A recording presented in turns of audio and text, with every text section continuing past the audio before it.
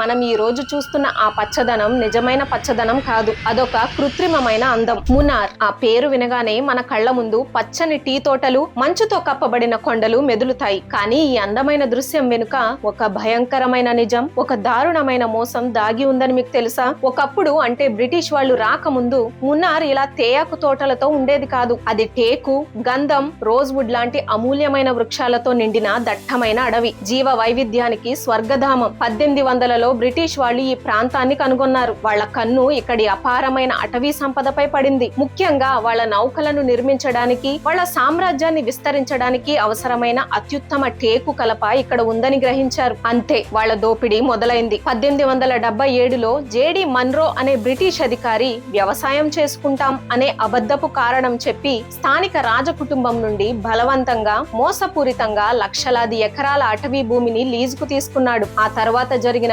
విధ్వంసం ఊహకు అందనిది. వేల సంవత్సరాల నాటి అడవులను నిర్దాక్షిణ్యంగా నరికేశారు. ఆ కలపతో వాళ్ల సైనిక, రైల్వే అవసరాలు తీర్చుకున్నారు. ఈ విలయంలో వేలాది మంది స్థానిక గిరిజనులు తమ ఇళ్లను, జీవనాధారాన్ని కోల్పోయారు. వాళ్లను అక్కడి నుండి తరిమేసి వెట్టి చాకిరీకి వాడుకున్నారు. ఏనుగులు, గౌర్లు వంటి ఎన్నో వన్య ప్రాణులు తమ ఆవాసాలను కోల్పోయాయి. చెట్లు లేక మట్టి కొట్టుకుపోయి ఈ రోజుకి మున్నార్లో జరిగే భయంకరమైన కొండ చర్యలు విరిగిపడే ప్రమాదాలకు బీజం అప్పుడే పడింది. అడవిని మొత్తం నాశనం చేశాక బ్రిటిషర్లు ఆ భూమిని వ్యర్థ భూమి, అంటే వేస్ట్ ల్యాండ్ అని ముద్ర వేసి తమ వాళ్లకే అతి తక్కువ ధరకు అమ్మేశారు. ఆ తర్వాత చైనా నుండి టీ దిగుమతులను తగ్గించుకోవడానికి అదే భూమిలో తేయాకు తోటలను పెంచడం ప్రారంభించారు. అంటే మనం ఈ రోజు చూస్తున్న ఆ పచ్చదనం నిజమైన పచ్చదనం కాదు, అదొక కృత్రిమమైన అందం. ఒకప్పుడు జరిగిన అతిపెద్ద పర్యావరణ విధ్వంసాన్ని కప్పిపుచ్చుకోవడానికి వేసిన ఒక పచ్చని ముసుగు. ఈసారి మీరు మున్నార్ వెళ్ళినప్పుడు ఆ తేయాకు తోటలను చూసి ఆనందించే ముందు